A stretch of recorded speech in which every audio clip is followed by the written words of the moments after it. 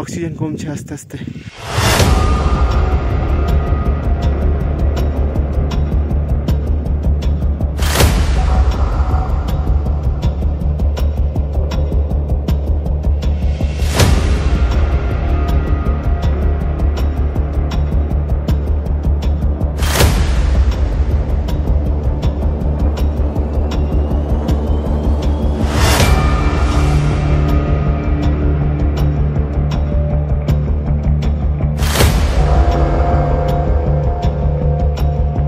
আলাদাই অনুভূতি।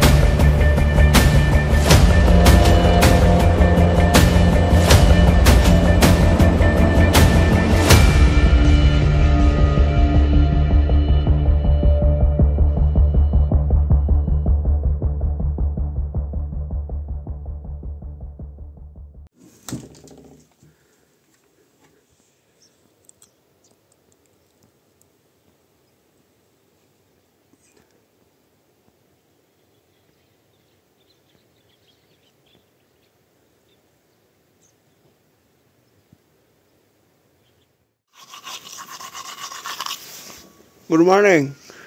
কী ভাবছেন ঠান্ডা বলে ব্রাশ ফ্রাশ করবো নাকি জঙ্গলিও থাকবো নাকি? বাইরের ভিউটা দেখুন শুধু।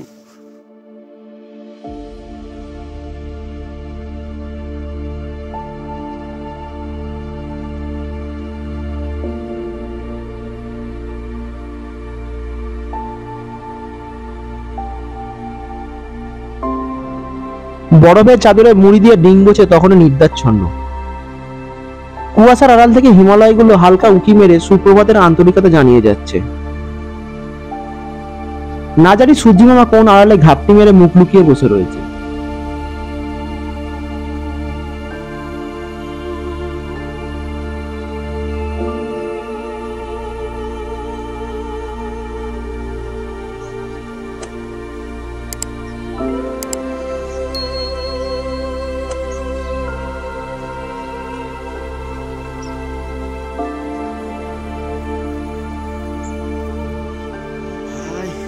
জমে যাচ্ছি, জানি না ওয়েদার ঠিক হলে হয়তো নাগারসাং হিল যেতে পারি, বাট বলতে পারছি না এখন কী হবে, ডিপেন্ড করছে।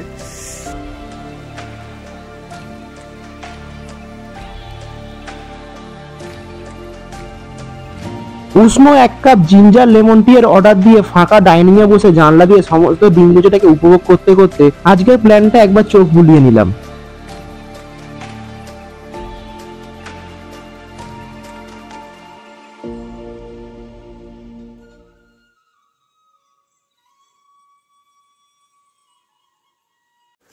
একটা ভালো ব্যাপার হচ্ছে, যদি বাই চান্স আপনার কোনো মেডিসিন কিংবা কিছু লাগে তো এখানে ফার্মাসি রয়েছে।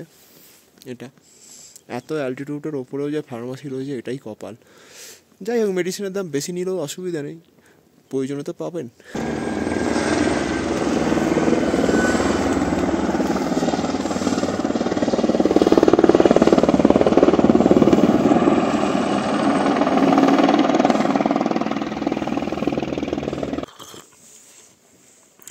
প্রতিদিনের মতোই শুরু করলাম হট স্যুপ দিয়ে।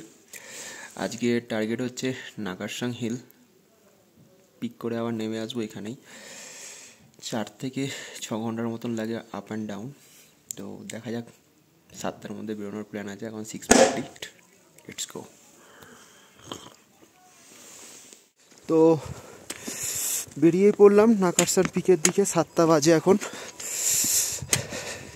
ভালোই হয়ে গেলেই ভালো।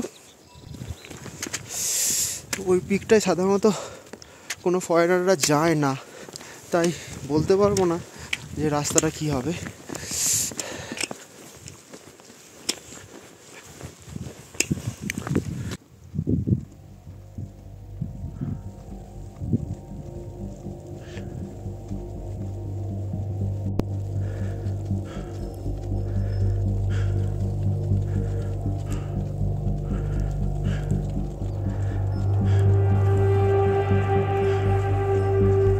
माय गॉड, व्यू देखो भाई, व्यू।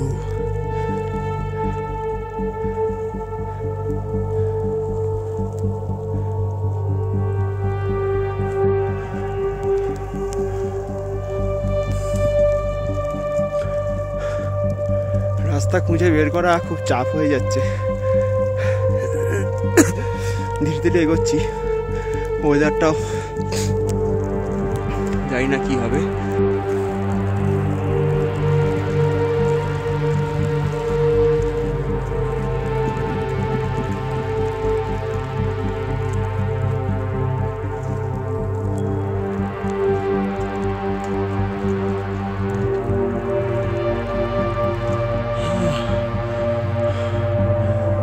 साढ़े 7টা বাজে।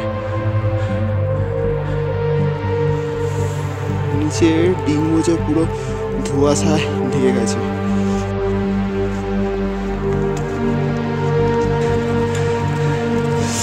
Yeah.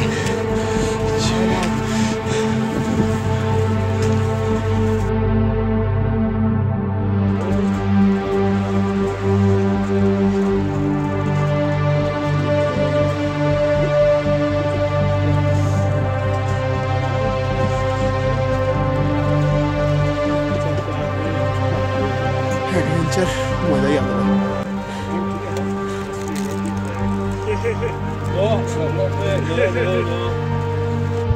তো ভাবলাম এরা হয়তো নাকারসাং হিল যাচ্ছে, বাট না, এরা লেবুচে বেরিয়ে যাচ্ছে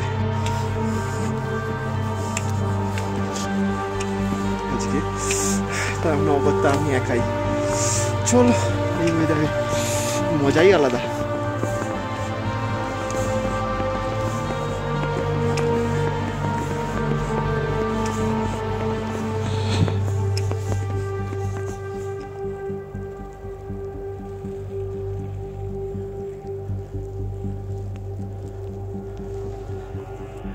একটা আলাদাই অনুভূতি, বলে বোঝাতে পারবো না।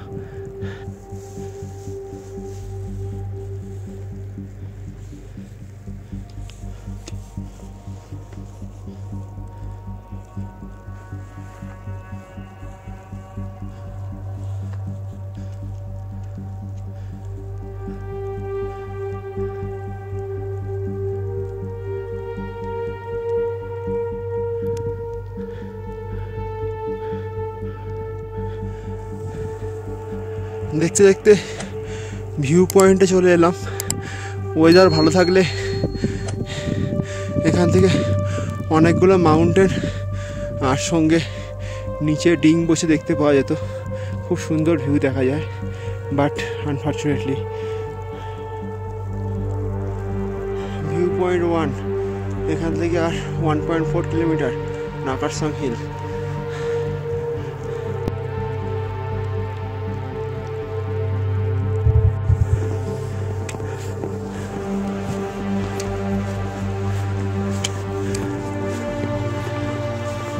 কোন রাস্তার ঠিক ঠিকানা পাচ্ছি না,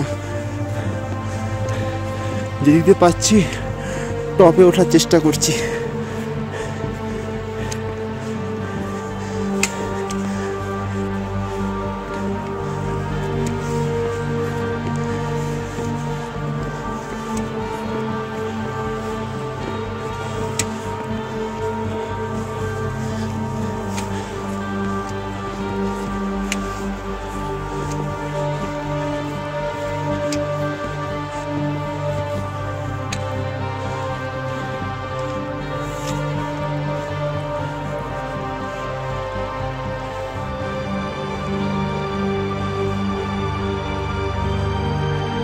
ভিউ পয়েন্ট 1 প্রায় অনেকটাই ছাড়িয়ে এসেছি, সামনে পুরো ধোঁয়াশা ভর্তি।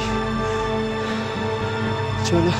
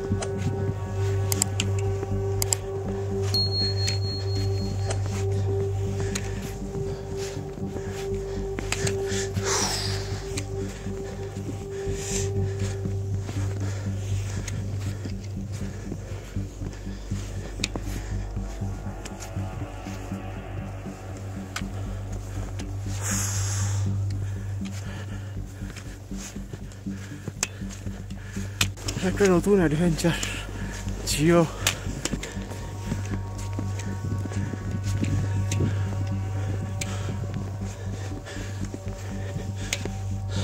এই হচ্ছে আমার এরিয়া, কেউ নেই, আমি একা। প্রায় কাছাকাছি, আর 600 মিটারের মতন বাকি আছে। জানি না, উঠে তো আসছি, নামবো কীভাবে? জুতোর পায়ের ছাপ দেখে দেখে আমাকে আবার নামতে হবে, কারণ আমার কোনো গাইড নেই, নো গাইড। আর এই রাস্তায় কোনো টুরিস্টও নেই বা কোনো ক্লাইম্বার নেই যাদের সঙ্গে আমি নামবো। জানি না ক্যামেরা দেখা যাচ্ছে কি না, বাট সামনে থেকে দেখতে পাচ্ছি এই রাস্তাটা সোজা চলে যেতে হবে, তবেই টপে উঠে যাবে। চলো টপে গিয়েই দেখা হচ্ছে। লাস্ট 300 মিটার আমি যে কীভাবে উঠেছি আমি নিজেও জানি না, নামবো কীভাবে সেটাও জানি না, কারণ কোনো রাস্তা নেই, শুধু পাথরে ভর্তি, তার মধ্যিখান দিয়ে তোমাকে উঠে উঠে আসতে হবে। নামার সময় কীভাবে নামবো সেটা জানি না। তবে একটা সুখবর যে একদম নামকাশ পর্বতের টপে এসে গেছি। এখানে 2 মিনিট দাঁড়াবো, কারণ ওয়েদার খুব খারাপ হতে শুরু করেছে। এই যে নামকাশ পর্বত টপ, ফাইনালি এই পর্বতটা সাবমিট করলাম। ওই যে টপ নিচে দেখছো, টপটা নিচেটা করলে শেষ, রাস্তা যেতে হবে। সাবমিট করার রাস্তা, কোনো রাস্তা নেই কিন্তু, আগে থেকে বলবো।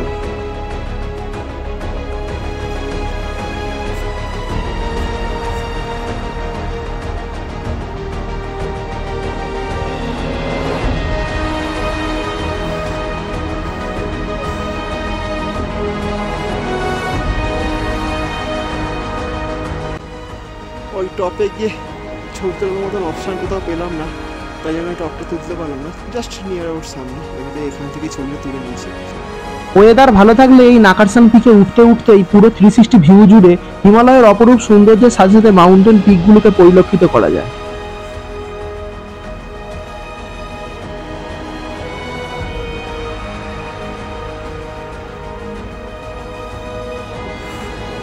এই রাস্তা নেমে আসতে আমার দম বেরিয়ে গেল। কোনো রাস্তা নেই, জাস্ট স্কিট করতে করতে নামতে হলো, পাথরের মধ্যেখানে ধাক্কা খেতে খেতে। চলো আবার যাওয়া যাক, কোথায় কি আছে। টাইম এখন 10:52, ধীরে ধীরে নেমে যাচ্ছি, বাট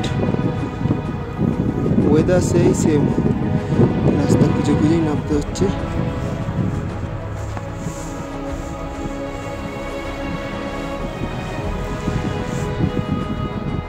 ফাইনালি সাবমিট করে নিচে নামতেও যথেষ্ট ফাটছে, কারণ রাস্তা তো নেই কিছু, নিজের জুতো ছাপ খুঁজে খুঁজে যেতে হচ্ছে। আর বরফের জন্য পুরো স্কিট হয়ে যাচ্ছে রাস্তাটা। চলো দাদার বাড়ি তাড়াতাড়ি যাওয়ার চেষ্টা করছি 12টার মধ্যে। টাইম এখন 11:07। ওপরে উঠতে আর এতক্ষণ নামতে কাউকে দেখতে পাইনি। এরা দুজন কি করতে ভাই? Hello, we're getting late.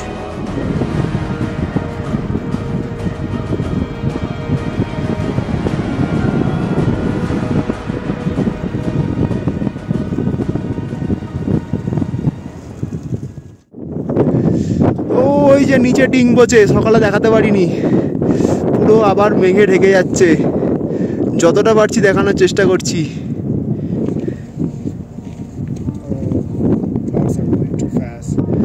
আর মধ্যখান দিয়ে পাখিগুলো কি সুন্দর উড়ে চলে যাচ্ছে।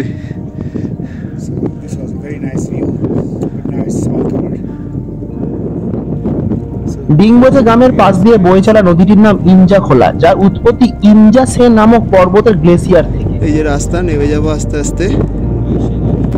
সকালে টপে গিয়েও কিছু দেখতে পাইনি, বাট লাকিলি নেমে আসার সময় সবটাই দেখে নিলাম। মেঘে ঢেকে যাচ্ছে আবার আস্তে আস্তে।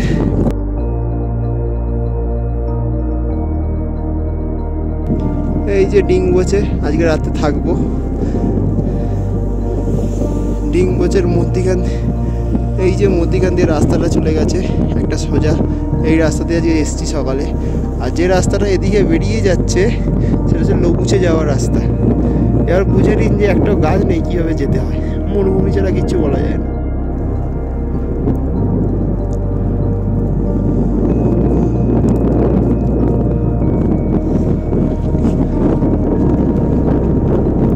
রোদ ঝলমলে ডিম্বুচিতে বসে হিমালয়ের সাথে মেঘেদের লুকোচুরি খেলা দেখতে দেখতে দিনটা বেশ অনায়াসেই কেটে গেল। উচ্চতার তারতম্যে বৃদ্ধির সাথে সাথে শরীরকে ধীরে ধীরে বেশ মানানসই করে ফেলেছে। আর মাত্র কয়েকটা দিনের অপেক্ষা, তারপরে ড্রিম ডেস্টিনেশনের পূর্ণতা পাবো। এক একটা দিন কাটছে আর বুকের ভেতর যেন হৃদস্পন্দন ধীরে ধীরে বাড়তে থাকছে। ব্যাগে বয়ে আনা টুকিটাকি জিনিসপত্র দিয়ে আজকে ডিনারটা সেরে নেবো। পরবর্তী এপিসোড দিয়ে খুব শীঘ্রই ফিরছি। ভালো থাকবেন, সুস্থ থাকবেন, স্টে টিউনড।